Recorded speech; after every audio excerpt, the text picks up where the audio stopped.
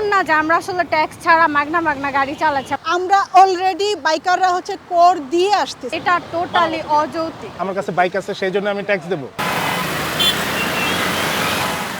দেশে প্রথমবারের মতো মোটরসাইকেলের উপর বার্ষিক কর বসানোর পরিকল্পনা করছে সরকার। আসন্ন 2026-27 অর্থ বছরের বাজেটে এই প্রস্তাব আনতে পারে জাতীয় রাজস্ব বোর্ড বা এনবিআর।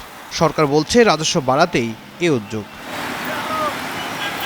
দেশে বর্তমানে নিবন্ধিত মোটরসাইকেলের সংখ্যা 48,70,000। বিআরটির তথ্য বলছে এর বড় অংশই ব্যবহারকারী চাকরিজীবী, নিম্ন আয়ের মানুষ, ছোট ব্যবসায়ী ও স্টুডেন্ট। তবে প্রশ্ন হচ্ছে এই কর আরোপিত হলে তাদের উপর কতটা প্রভাব ফেলবে। অনেক বেশি প্রভাব ফেলবে। যারা পাঠাও চালাচ্ছে তারা তো আরও বেশি হতাশ হয়ে যাবে, মানে বুঝবেই না যে এই ট্যাক্সটা তারা বছর শেষে কিভাবে দিবে। তখন দেখা যাবে নিজেদের জন্য কিছু সেভিংস হতো, ওই টাকাটা ওইখানে দিয়ে দিতে হবে, নিজের বলে তখন আর কিছু থাকবে না। আমরা অলরেডি বাইকাররা কর দিয়ে আসতেছি, তাহলে আবার কেন কর? বাংলাদেশের কিসের উপর কোথায় ডাবল কর দেয়া হয়? তাহলে কেন বাইকারদের উপরই কেন ডাবল কর হবে? পৃথিবীর কোথায় ডাবল কর নেওয়া হয়? রেজিস্ট্রেশন ফি দিচ্ছি, তারপর সড়ক কর দিচ্ছি, এগুলো কিন্তু অলরেডি দিচ্ছি এবং 2 বছর পর পর কিন্তু আমরা ট্যাক্স টোকেন রিনিউ করি 2300 টাকা এইরকম।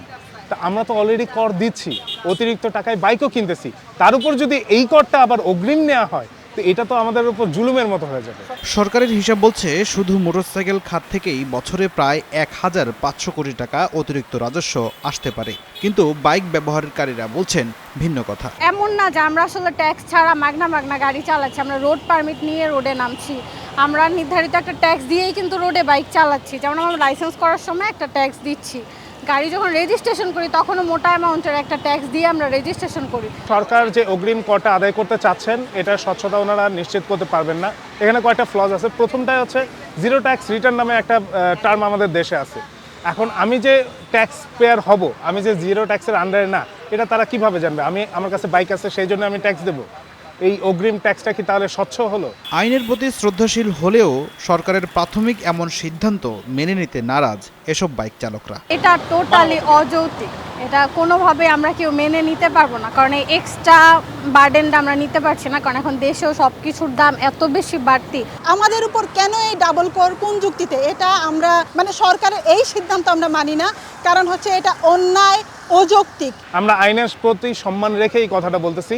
আমরা এই প্রস্তাবে সম্মতি জানাচ্ছি না, কারণ এটা আমাদের মতো সাধারণ মানুষের উপর একটা জুলুম হয়ে যাবে, একটা অন্যায় হয়ে যাবে।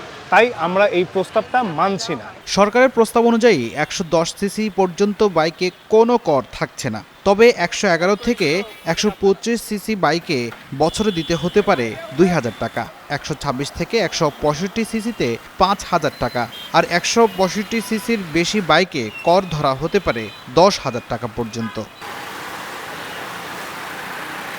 ফখরুল ইসলাম, যুগান্তর নিউজ, ঢাকা।